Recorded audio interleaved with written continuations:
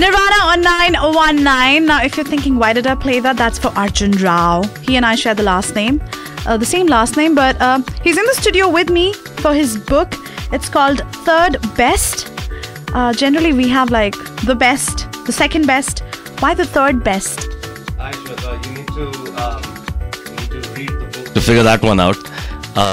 It's about the characters and, well, once you read it, you'll have an idea. Okay, so you told me how you started teaching at the age of 21. Yeah. What kind of a student were you? The worst kind.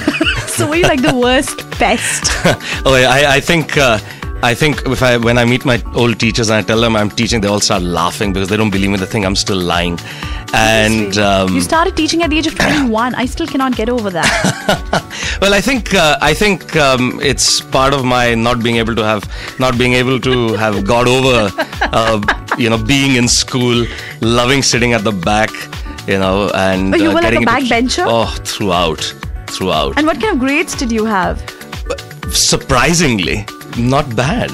Now I kind of understand why you are the teacher that you are. But you teach history. Yes. And tell me what is the book about? Is there any connection to your life in the book? No one believes me, and no one will when they read it.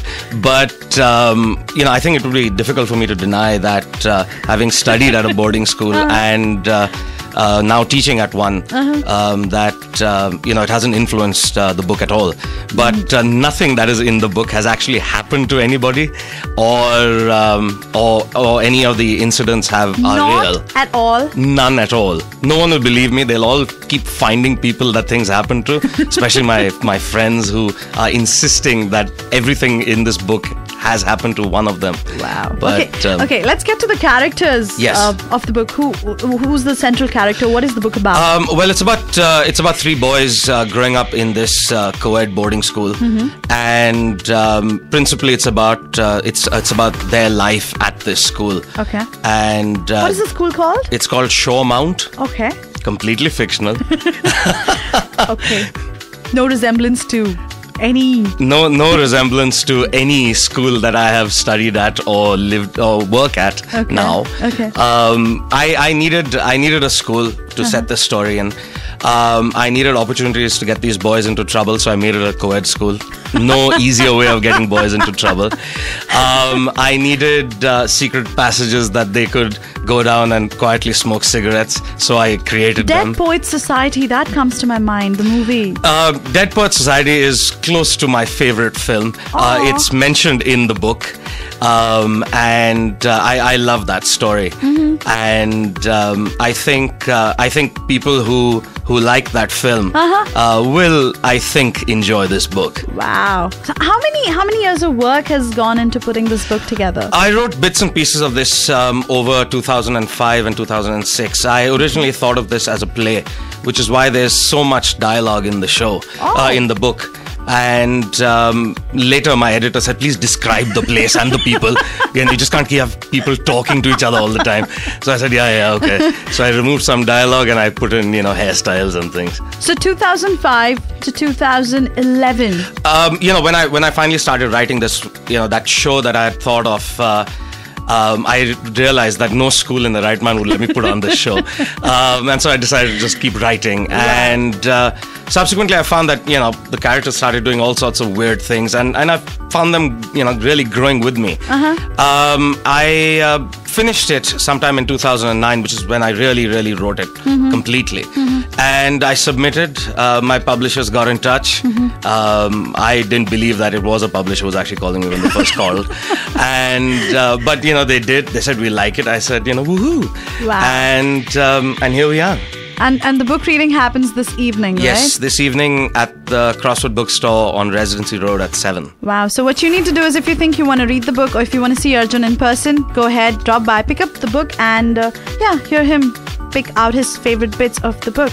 Now here's what we're doing. We're giving away a few copies on air as well.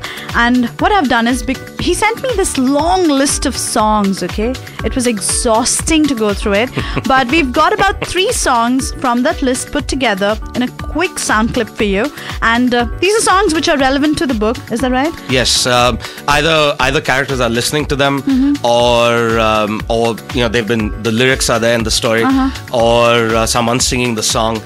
Because the book's set in the 90s, so on one level, it is a chronicle of sorts of life in the 90s. Wow. So talking about songs and music, so do you play any instruments as well? Wishful thinking. I really wish I could. Air guitar, I'm excellent, but beyond, it's wow. Just so that's the fun guy that you should look forward to seeing this evening. But right now, what I'm going to do is zip it up and play out this quick sound clip for you. If you think you can get the songs right or the artists right, okay? So you need to get all the 3, either the songs or the artist right. You need to text in 52919 with the respective names and your name as well, okay? So all ears open, ready to go, and here we go. Backbeat, the word is on the street that the fire in your heart is out. I'm sure you've heard it all before, but you never really had it out. Rising up, back on the street, did my time, took my chances. So you never knew love until you'd crossed the line of grace. So 52919, either the songs or the artist. Get texting right now. While you do that, got a text here on 52919 from Millie. Millie got some Bieber lined up for you on the other side of this break. When I come back, some more conversations with Arjun Rao here on 919. Planet Indigo with Shweta.